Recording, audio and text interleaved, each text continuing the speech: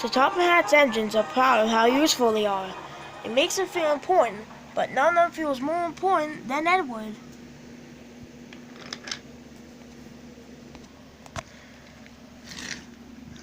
"Watch out," said Edward. "You get my paint all messy."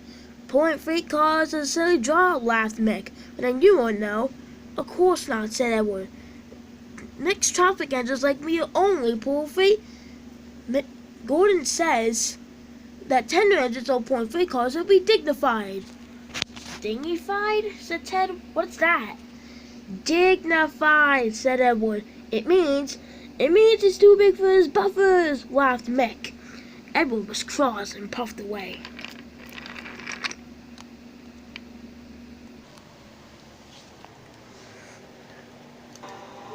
Later, fog rolled across the island of Soto. It was very dark. Soon, Farmer's farm was packed with waiting freight cars.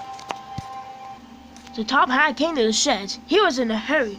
"Ben, Luke, and Stafford, I need you to move the freight cars where they won't be in the way." "Yes, sir," they said.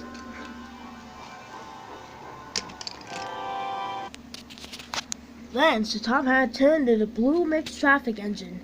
"You too, Edward. I need an engine to move the freight cars where they won't be in the way." "Freight cars at night?" said Edward. He could not believe what he had heard. Edward didn't like pulling freight cars at night.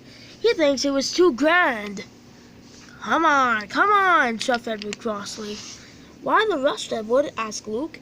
If Mick doesn't believe I can pull freight cars, then I'll show Mick that I can pull freight cars." "Careful, Edward, or you might get too big for your buffers." Edward ignored Mick. He just puffed away.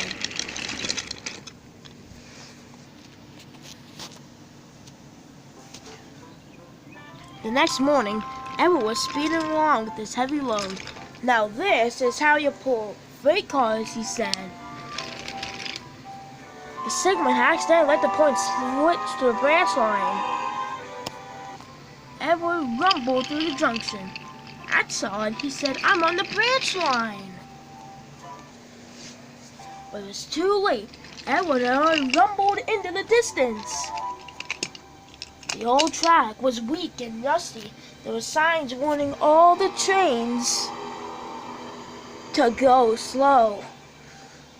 But Edward ignored the sign.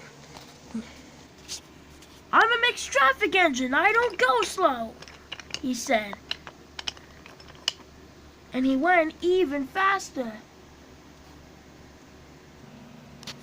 Branchline couldn't take his weight, and the rails rumbled.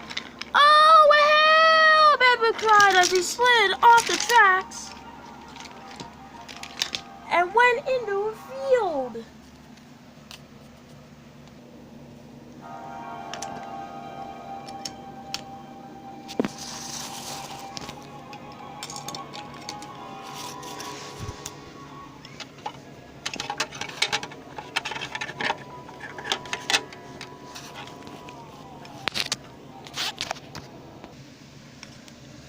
Luckily, no one was hurt, but Edward felt very undignified. "What would the top hat say?" he groaned. He found out soon enough.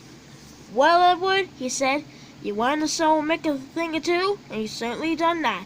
You showed him how silly it is to ignore go slow signs." "Sorry, sir," said Edward. "We let out a sad wheezy steam." Edward was soon prepared and back at the yards ready for work. He was very unhappy with himself. "Everyone makes mistakes," said Jupiter. "Even you." "Mick's sorry he teased you," said Stafford. "And I'm sorry I was too big for my buffers," laughed Edward. And everyone gave a polite toot-toot. Even Edward.